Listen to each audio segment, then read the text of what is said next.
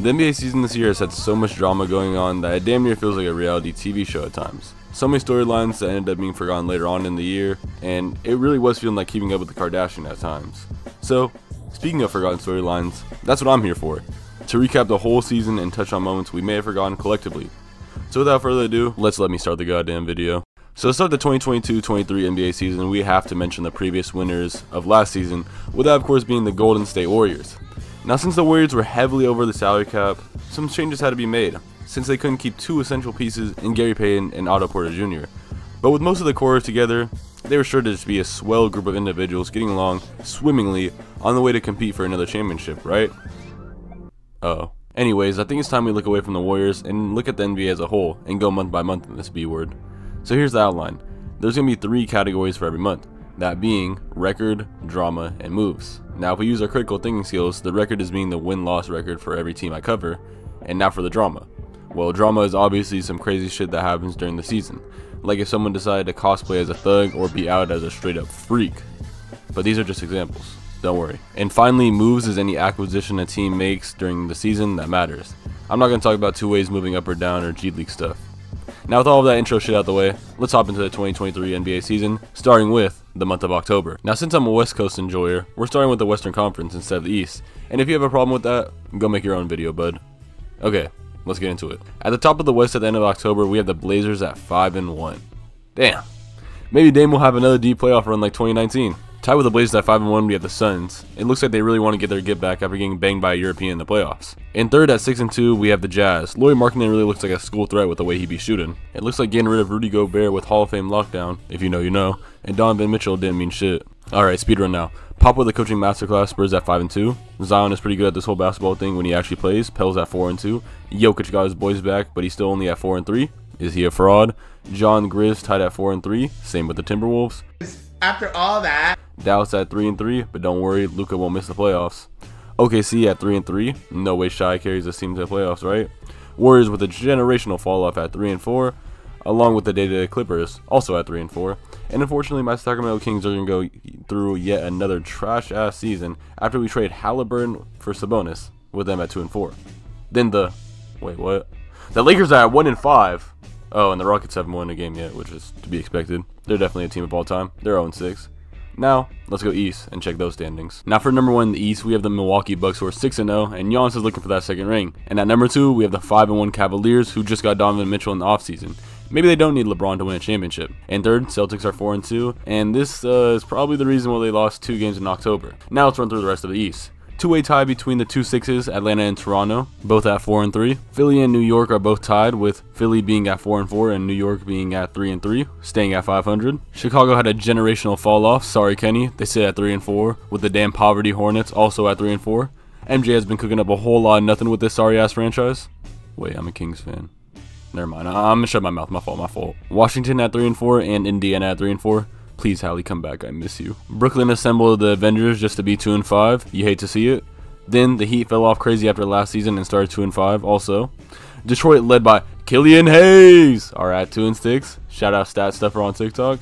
And Orlando are in dead last in the East at 1-6. Now time for October's drama and moves. Yeah, not a single thing happened to you, not gonna lie. This will change soon enough though, so don't worry. Now, we're on to November. This song is so good, man. The West now has Phoenix at the top at 15-16. I'm so proud of them. Maybe CP0 will imitate Sonic and finally grab a fucking ring. Or maybe the Babytron line will stay true forever. Bitch, you never get a ring like CP3. Wait, Jokic is actually defending off the fraud allegations. This is crazy. He's an MVP candidate, but this is nothing new. More importantly, his team is 14-7 now. Pelicans are third at 13-8. Boy oh boy, Zion is sure good at this basketball thing when he actually plays. And Brandon Ingram is pretty good at this basketball thing too. Shout out to that one person in my Twitter replies who constantly glazes him. Memphis Cornballs are at 12-9. Rehab Home is at 13-10. And do my eyes deceive me? The Kings have a positive record. I used to pray for times like this, to rhyme like this, so I had to grind like that, to shine like this, and I'm so sorry my emotions got the best of me. Kings at 11-19. Light the beam, gang. Utah fell off. Walker Kessler is cool though. Jazz at 13-11. Warriors at 500, 11-11, along with the Wolves. And Blazers, I guess that punch did something, and Rudy Gobert has been doing nothing. And for the Blazers, as Shaq once said, you can't fool me, I'm familiar with your game.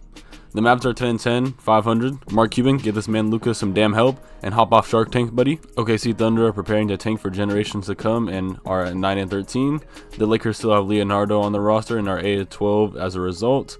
Don't hurt me, I actually like Westbrook. Spurs are second to last at 6-16, and I know Charles Barkley is grinning ear to ear right now.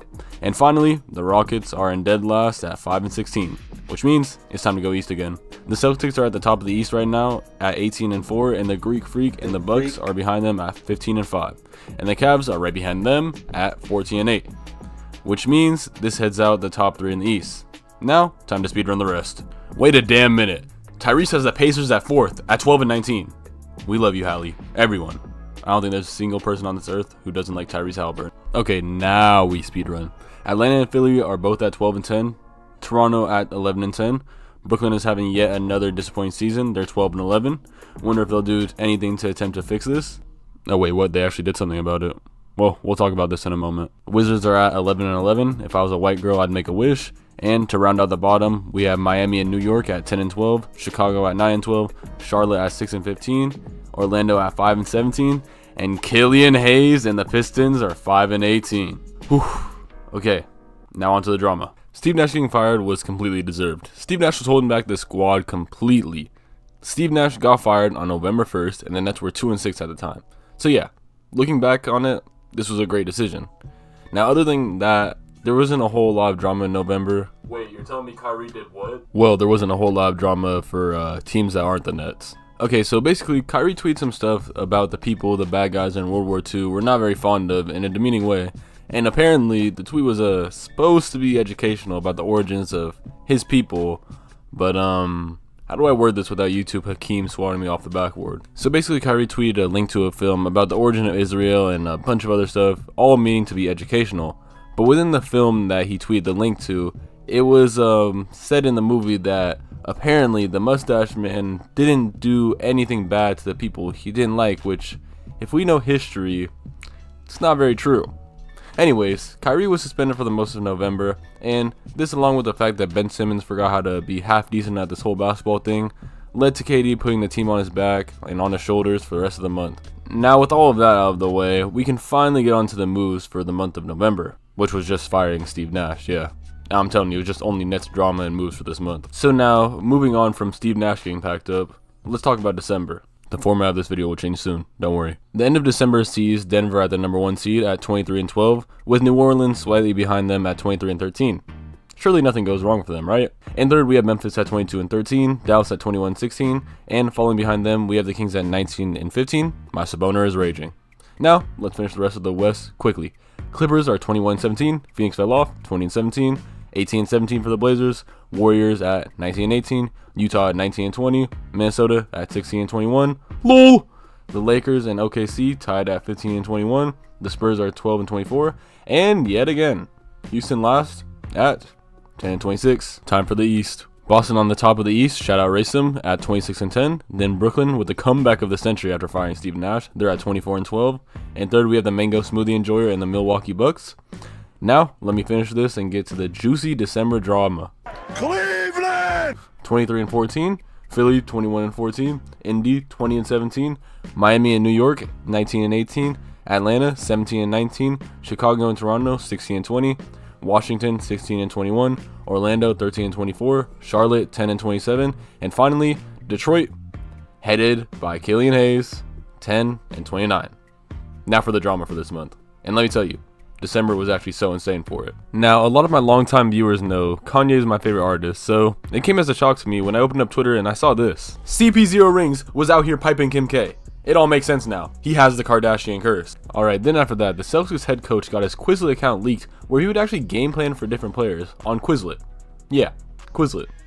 What happened to clipboards and film, man? We out here using Quizlets. Another big thing that happened in December was Jay Crowder continuing to have a severe case of thinking he's him. Man was holding out on the Suns like he's the next coming of Michael Jordan or something when he doesn't even average double-digit points and is literally on the bench.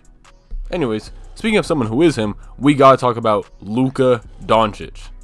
On December 27th against the Knicks, he decided to drop the first ever 60, 20, and 10 game the NBA has ever seen. I can't wait to see him come out with a vengeance in this year's playoffs. Now to move on from that, we have arguably the craziest fight this year. I think a lot of people actually forgot about when Killian Hayes put Mo Wagner to sleep. He was honk-shoeing in the middle of an NBA game. Like, this shit was actually insane, and just everyone forgot about it.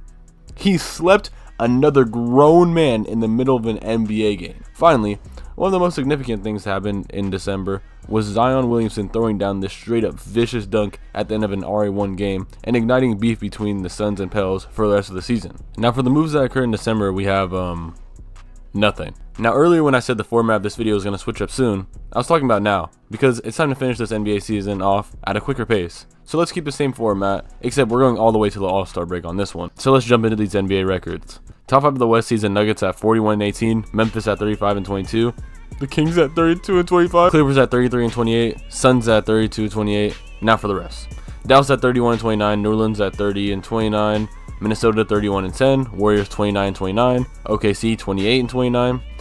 Now, if you can't tell already, the West is quite close, but let's finish this up. Jazz are 29-31, Portland 28-30, Lakers 27-32, Spurs 14-45, and finally, yet again, at the bottom, we have the Rockets. Probably my favorite AAU team of all time. Okay, now heading east again. Boston is number 1 at 42-17, Bucks are 41-17, Philly 38-19, Cleveland 38-23, Brooklyn 34-24, New York 33-27, Miami 32-27, Atlanta 29-30, Washington 28-30, Toronto 28-31, Chicago 26-33, Indiana 26-34, Orlando 25-35, Charlotte 17-43, and last, Detroit 15-44. If you can't tell, I was trying to get through this section because besides the playoffs, this is the most drama-filled part of every season so far. So let's get into it. First things first, Donovan Mitchell and Damian Lillard both dropped 70+ points for the first time since Devin Booker did it in 2017. And I have to say, this was in fact a night I had the under on Damian Lillard, which will never happen again. Damian Lillard is not getting a single one of my legs anymore. Pause. Then we have Ja Morant. Now if you don't know, Ja Morant has had a history of acting like he's affiliated, and this month we got a case where he allegedly beat up a 17-year-old kid. And I'm just glad this is where all this stuff stopped happening for Ja. Wait, he might actually be King Vaughn. Now since I'm a Kings fan, I have to talk about how there are some points throughout the season where we had opposing arenas chanting "Light the Beam." Like, listening to this man, it's just straight up beautiful.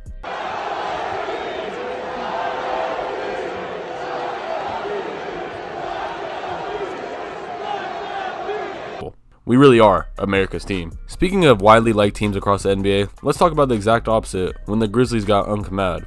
Now I speak for everyone when I say making Shannon Sharpe mad is inexcusable. Like, look at this shit. The only thing that redeems the Grizzlies is having Aquaman on their team. Other than that, I really hope Dillon Brooks gets shipped off to Guantanamo Bay. Next, to speak on something that also regards the Lakers but the league in totality, we have to talk about this Celtics and Lakers game. So LeBron obviously got fouled right here, and it was quite blatant with the game on the line. This was especially important since at this point in the season, the Lakers weren't even slated to be in the playoffs. This game highlighted a lot of other mistakes that the Lakers had previously with the officiating. Now, me personally, it was kind of annoying seeing the Lakers fans point out every single reffing discrepancy that happened to them this season, but it overall was great for the media to see because these refs have kind of been terrible this season. Because I know personally, as a Kings fan, we had quite a few games with horrible officiating. Like when Tyler Hero hit a game winner against us, that was an obvious travel that was called directly after by the coaches and everyone else, the commentators, but not the refs. Then we also had Giannis saying shit like this at All-Star Weekend. Like Mark Davis and shit.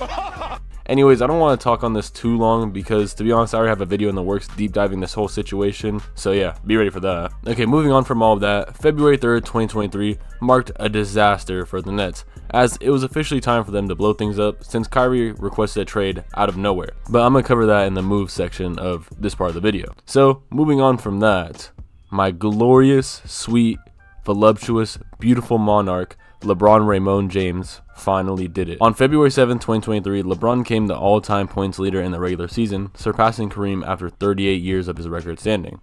Really legendary stuff. They did lose the game though, so yeah. Now that about wraps up the drama, so let's get into moves. And yeah, there's a lot of them since this is the trade deadline. The Lakers are the biggest beneficiary from this year's deadline as they rounded out their team by dealing away a Grubhub driver and a part-time Lyft driver for their whole fucking roster. Kendrick Nunn, Russell Westbrook, and a Coke turned into D'Lo, Rui Hachimura, Jared Vanderbilt, and a one-hit wonder. I got hoes. Then speaking on Kyrie Irving, who asked for a trade, he got dealt to the Mavs in exchange for Spencer, DFS, a first, and also 2 seconds. The Raptors traded a first and 2 seconds for Jakob Poeltl for some reason.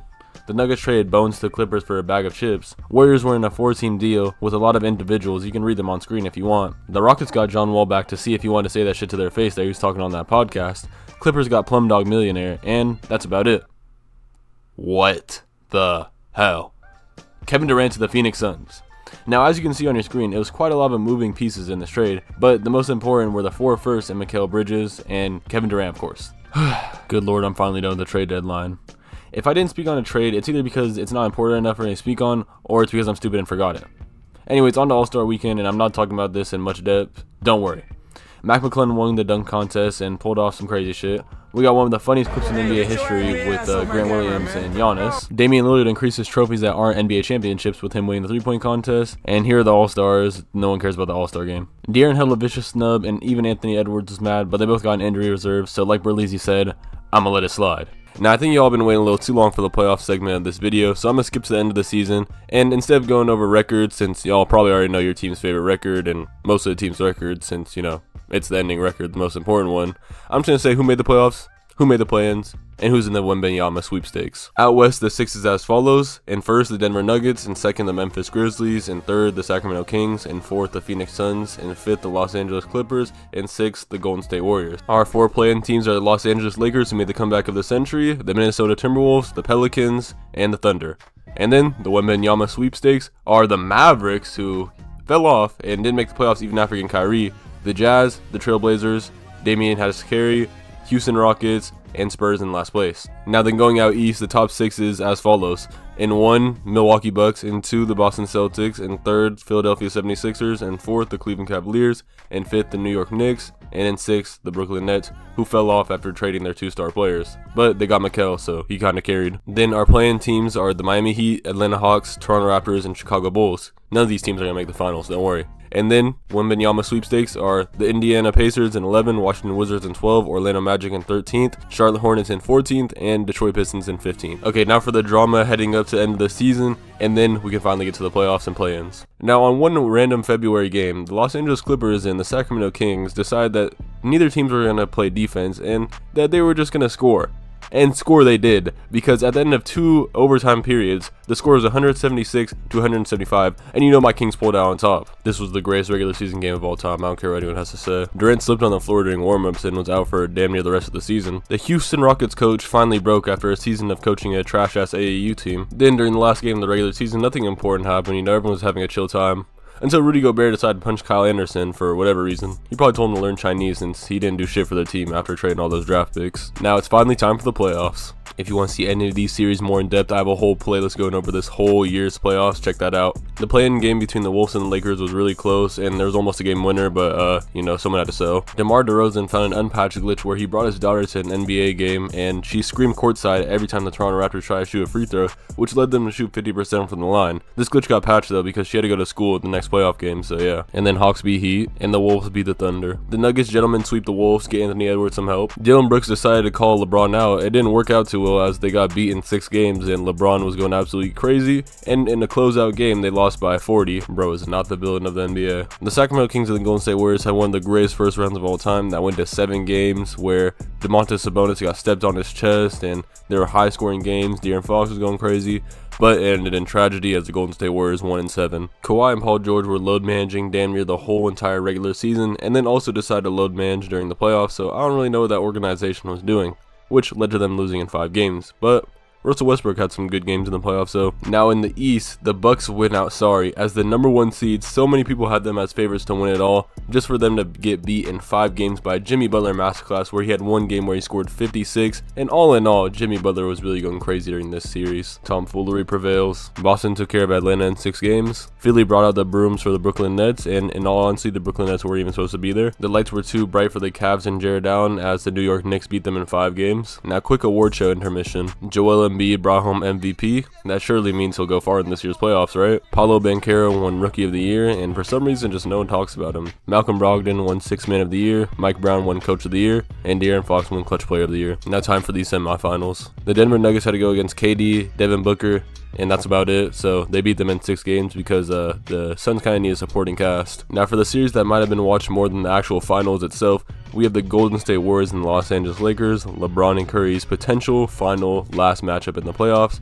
where LeBron beat them in 6 games, but it was overall a good series, so we can't complain. Jordan Poole, get ready to learn Cantonese, buddy. The Boston and Philly series went to 7 games, where Philly decided to absolutely choke when it mattered most, and James Harden and Joel Embiid were nowhere to be found as they were imitating Casper the Ghost. They left the series a little early and forgot that they have to show up for a Game 7. The tomfoolery continues as the Heat beat the Knicks in 6 games. If you guys know where Julius Randle is, please let me know. He's gone missing every single time he's been in the playoffs. Now time to talk about the conference finals. Well, there's not a lot to talk about in the West as the Denver Nuggets beat the Lakers in 4 games and it damn near forced LeBron to retirement. D'Angelo Russell got to step it up for my glorious Sweet King. Then out east, Jaylen Brown decided to tweet this out, and after that they lost 3 games straight. But then they won 3 games straight, but then lost in Game 7, so yeah, it really doesn't matter. Better luck next time, Boston. Now, before the finals, let's talk about every coach that got fired in this year's playoffs, because there's a lot. The list of coaches that got fired includes the Suns head coach, the Boston Celtics head coach, the Milwaukee Bucks head coach, and finally the Philadelphia 76ers head coach,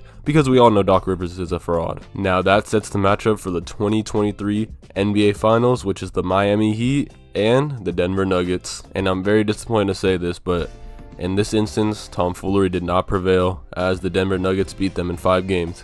But what I can be happy about is that Jokic finally beat the fraud allegations and the empty stat allegations.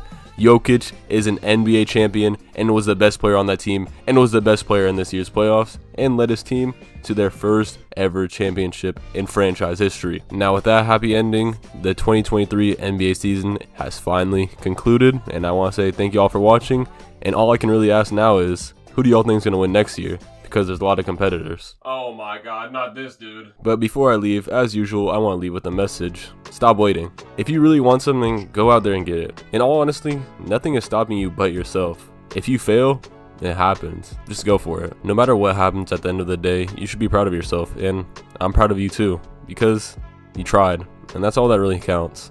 You trying. So step out of your comfort zone and do something great, because you know you can. Everyone on this earth has potential, and maybe for you, you just haven't realized it yet. So go realize that potential. Okay, now usually I like to leave that little inspirational piece as the last part of my videos, but I have to apologize for the wait that I've been having you guys wait. Usually I put out a video every week, but this one was just different, man. When this idea first came into my head, I knew I had to pursue it because in general, I just feel like this is going to be my best performing video. And even if it's not, I just feel like it's going to be my best video in general. Because as you can tell, I put in a lot of time for this. There's probably just going to be a picture over this part. But before that, man, editing was going crazy. I was staying up till 4 AM editing some of these clips. And whew, it was just a lot of hard work. But I'm glad it's over. And I'm glad I can get this video out for you guys. So I hope you enjoy. And be great, y'all. Should have a normal upload routine from now on. Cause I don't care when he coming, nigga can't lose it. Oh, she tryna make love, I'm tryna make movies. Wait, oh.